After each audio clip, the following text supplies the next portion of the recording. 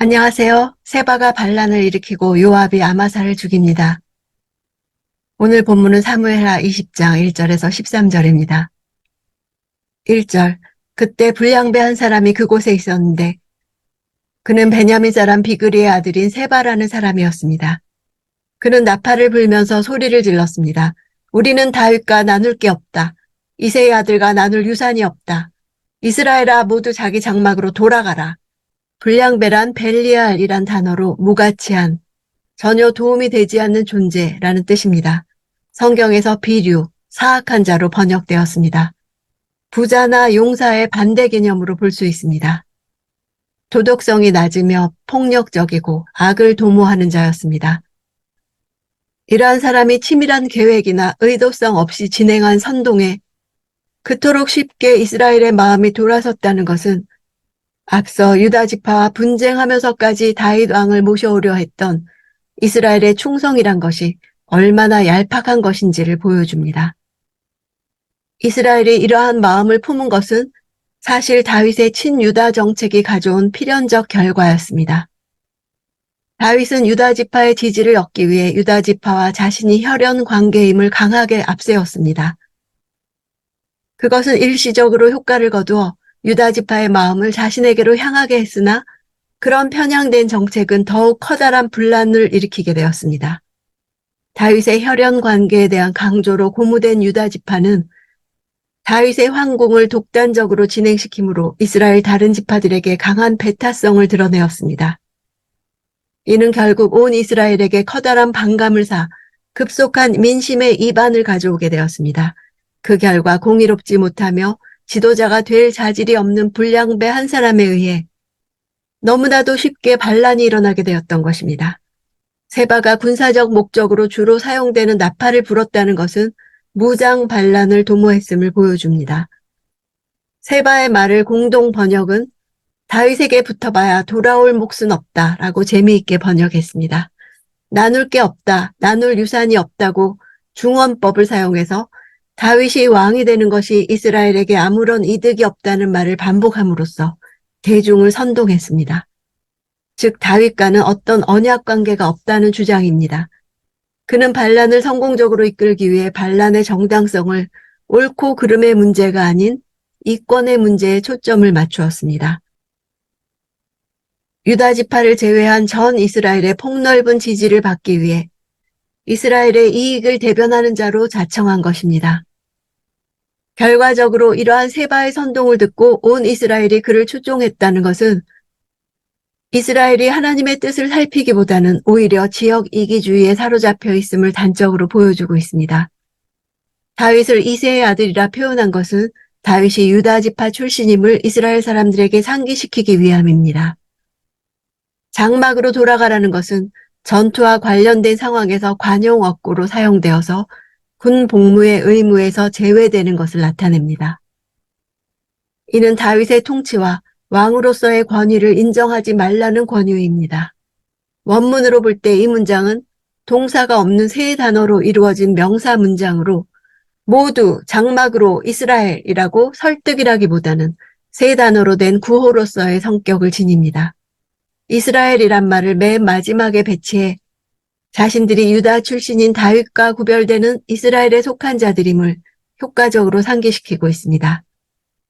다윗에 대한 어떤 세금도 부역도 거부하라고 선동한 것입니다.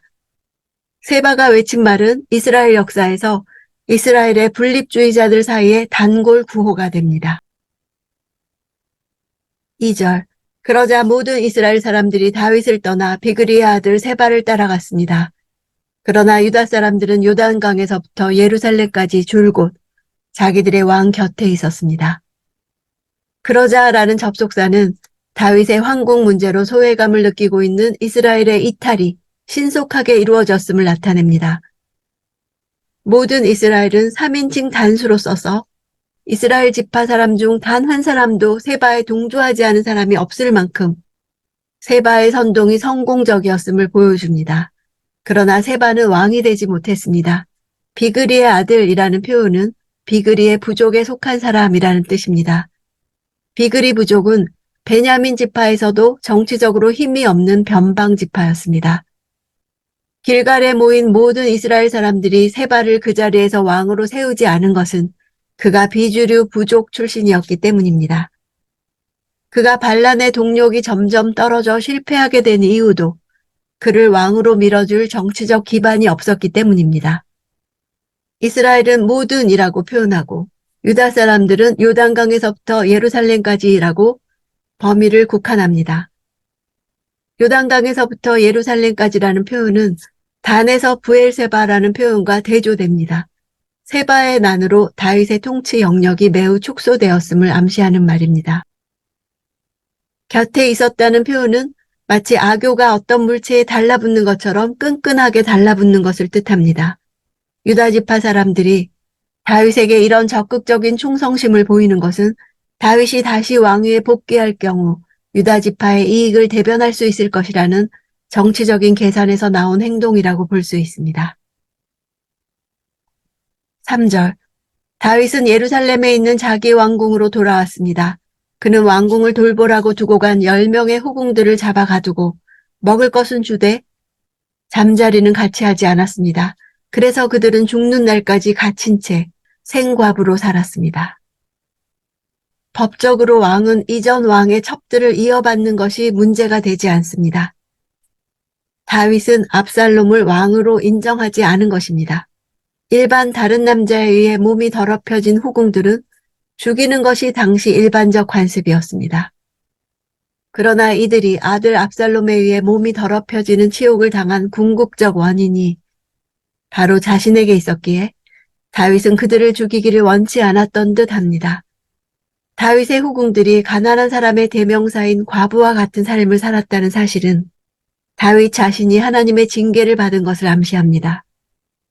즉 히브리 사회에서 과부가 되는 것은 그 남편에 대한 하나님의 징계로 이해되었습니다. 4절 5절 다윗 왕이 아마사에게 말했습니다. 너는 나를 위해 유다 백성들을 소집하고 너도 여기 와 있어라.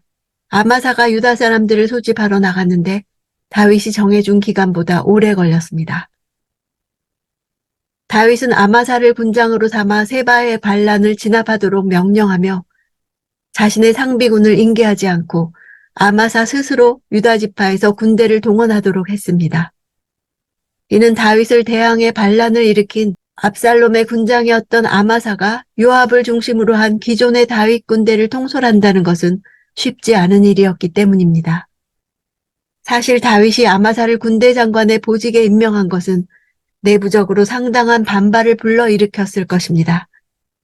군사 동원 범위가 유다 지역에 국한되기 때문에 개역 개정에 다윗이 준 사흘은 충분한 기간이었습니다. 그러나 아마사는 그 기간 내에 나타나지 않았습니다. 6절. 그래서 다윗이 아비새에게 말했습니다. 이제 비그리의 아들 세바가 우리에게 압살롬보다 더 못된 짓을 할 것이다. 내 주인의 신하들을 데려가 그를 뒤쫓아라. 그러지 않으면 그가 견고한 성들을 찾아 숨어 우리를 피해버릴 것이다. 세바가 더 두통거릴 수 있다는 우려를 한 까닭은 압살롬의 반란에 바로 뒤이어 세바의 반란이 발생했을 뿐만 아니라 세바의 반란은 지금까지 이스라엘 내에 골 깊었던 분파 의식으로 인해 발생했다는 점에서 더 많은 사람들이 동조할 가능성이 있었기 때문입니다. 다윗은 세바의 난이 나라의 분열을 초래할지도 모른다고 생각했습니다. 내 주인의 신하들이란 다윗의 이방인 용병과 병사들로 구성된 상비군으로 수많은 전투 경험을 가지고 있는 정예 부대를 말합니다. 다윗이 자신의 호위병들까지 내주었다는 것은 세바의 반란에 대해서 큰 위기감을 가지고 있음을 보여줍니다. 데려가라는 단어는 손으로 움켜쥐라는 뜻으로 강하게 리더십을 발휘해서 군대를 지휘하려는 의미가 담겨 있습니다. 이는 아비새가 이끌 군대가 일찍이 군대 장관이었던 요압의 지휘를 받았었기 때문에 강한 리더십을 발휘하지 않는다면 제어하기가 힘들었기 때문일 것입니다. 견고한 성들이라고 복수로 표현한 것은 다윗이 염두에 두고 있는 성이 여러 개임을 보여줍니다. 즉 이는 세바의 반란이 이스라엘 사람들로부터 폭넓게 지지를 받을 수 있음을 고려한 표현입니다. 다윗이 느낀 위기감은 전쟁이 장기전으로 돌입하는 것이었습니다. 다윗은 하루빨리 세바를 처단하고 온 이스라엘의 민심을 수습하길 원했던 것입니다. 8절.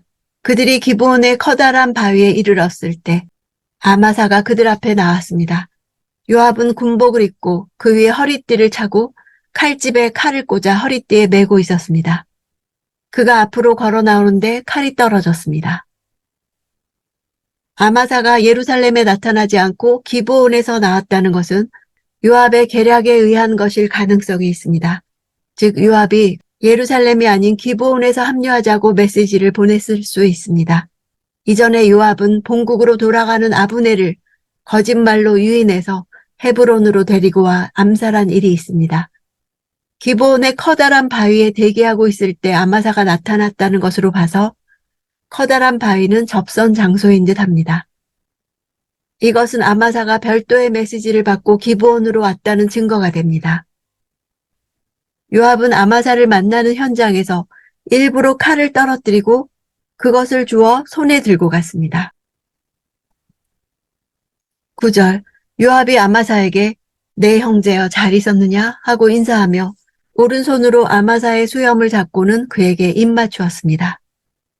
당시 히브리인들은 일반적으로 턱수염을 길게 길렀고 만나거나 헤어질 때 입맞춤을 하면서 한 손으로 그것을 옆으로 제쳤습니다. 오른손으로 수염을 잡았다는 것은 공격하려는 의도가 없는 것입니다. 공격하려 했다면 왼손으로 수염을 잡았을 것이기 때문입니다. 10절. 아마사는 요압의 손에 칼이 있는 것을 주의하지 않았습니다. 요압은 칼로 그 배를 찔러버렸고 그의 창자가 땅에 쏟아져 나왔습니다. 다시 찌르지 않고도 아마사는 죽었습니다. 그러고 나서 요압과 그 형제 아비새는 비그리의 아들 세바를 쫓았습니다. 요압이 오른손으로 수염을 잡았기에 아마사는 왼손에 있는 칼을 주의하지 않았습니다.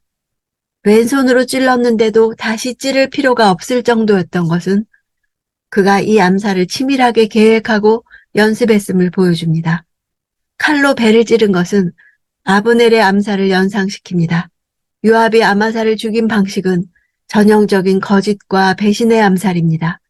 아마사가 자신의 수염을 잡힌 것은 요압을 신뢰했기 때문입니다. 이 사건은 다윗이 아마사를 군장으로 임명해 세바의 반란을 진압하려 한 것이 결코 효과적인 방법이 아니었음을 보여주고 있습니다. 요압과 아비새라고 요압의 이름이 앞에 나온 것은 요압이 아마사를 살해함으로써 군대 지휘권을 회복했음을 보여줍니다. 11절. 요압의 부하 가운데 하나가 아마사 곁에 있다가 말했습니다.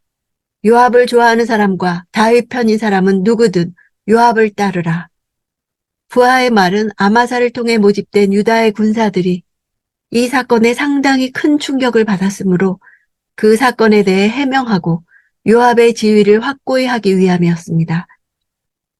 요압을 좋아하는 것과 다윗 편이 동일한 것임을 나타냅니다. 즉 아마사를 죽인 요압의 행위는 다윗의 충성스러운 신하임을 선언하는 것입니다. 이것은 얼마 전에 다윗이 요압을 강등시킨 것을 염두에 둔 것입니다. 12절. 아마사가 길 한가운데 피투성이가 돼 뒹굴고 있었는데 그곳을 지나가는 군사마다 멈춰서는 것을 보고 요압의 부하가 아마사를 길에서 끌어내 들판에 두고 겉옷을 던져 덮어놓았습니다. 아마사의 몸에서 흘러나온 피가 흥건히 길을 적시자 지나가던 군사들이 피를 밟고 걸어가기를 꺼려 멈춰 섰습니다. 요압의 부하가 아마사의 시체를 처리하는 방식은 역적의 시체를 처리하는 방식입니다. 세바의 반역 사건은 다윗의 통치 아래서도 지속되는 지역 감정의 실태를 잘 나타냅니다. 이토록 쉽게 다윗에게 등을 돌린 백성들의 모습이 바로 다윗이 통치해야 할 이스라엘 언약 공동체의 실상이었습니다.